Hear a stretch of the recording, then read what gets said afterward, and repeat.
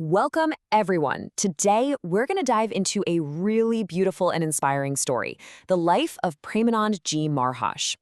He's a spiritual guide whose journey has touched millions. We're going to unpack the simple but incredibly profound teachings at the heart of his message. And what's really cool is how we're going to do it, through a simple story told between two sisters.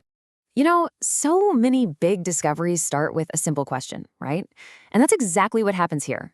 Picture this. A younger sister asks her older sister, "Hey, who is this Premanand Ji Maharaj? Papa is always listening to him." It's such a relatable moment, and it's that one little question that picks off this whole incredible journey to understand the man behind the voice. So for this explainer, we get to follow along as the older sister Aisha tells the story. And this isn't going to be some dry, boring list of facts. Not at all. We're getting the real, amazing story as it unfolds. All right, let's go right back to the beginning. Way before he was known by the name so many people hear today, what was he actually like as a kid? Well, before he became Premanandji Maharaj, he was just a little boy named Anirudh Kumar Ji. He was born into a really simple, devout family in Uttar Pradesh, India. His beginnings were very humble, very grounded. And while his family might not have had a lot of money, they were incredibly rich in what really matters, their values. His whole childhood was really built on these four big pillars: telling the truth, having discipline, being devoted, and just being kind.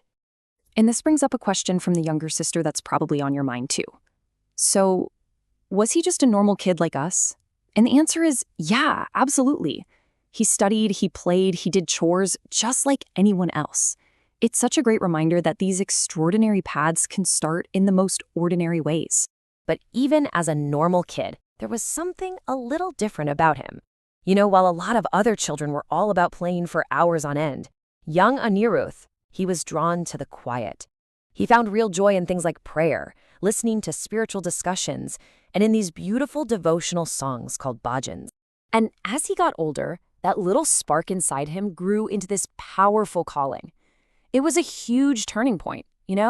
His focus started shifting from all the stuff happening out there in the world to what was happening in here, within himself.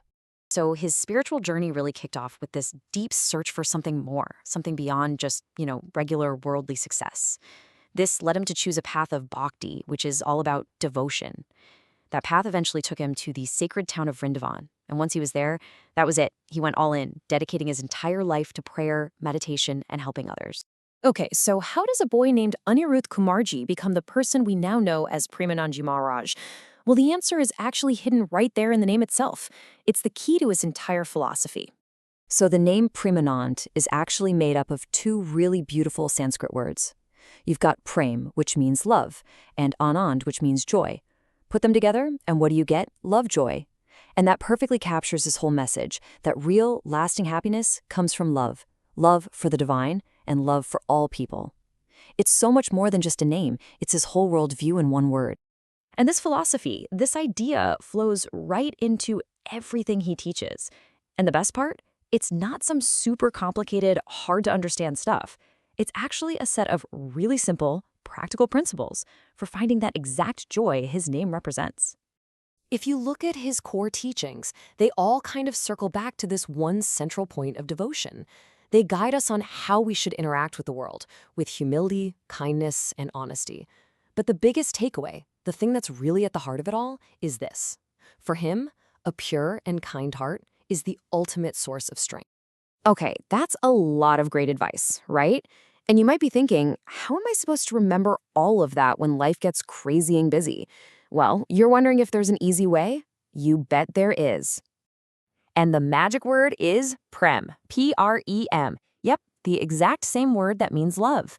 It's a super simple four-letter acronym that works as a really powerful daily reminder.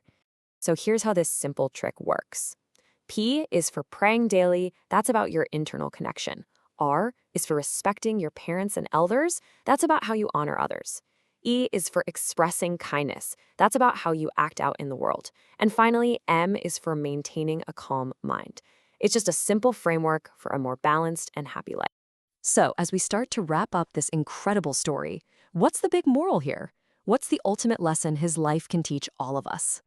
I think the core moral of his story is just so powerful. It's this.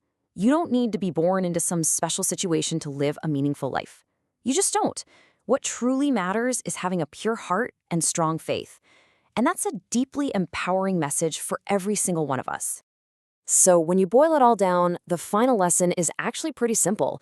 Real happiness, it isn't found in the stuff we own, but in who we are. It grows from a foundation of love, devotion, good habits, and just a clean heart. And that brings us to one last thought for you to take with you. This story shows us a path to joy. So the real question isn't about him, it's about you. What is one small thing, and I mean really small, that you can do today to cultivate that joy from within? Maybe it's an act of kindness or just a quiet moment of reflection. What's it going to be?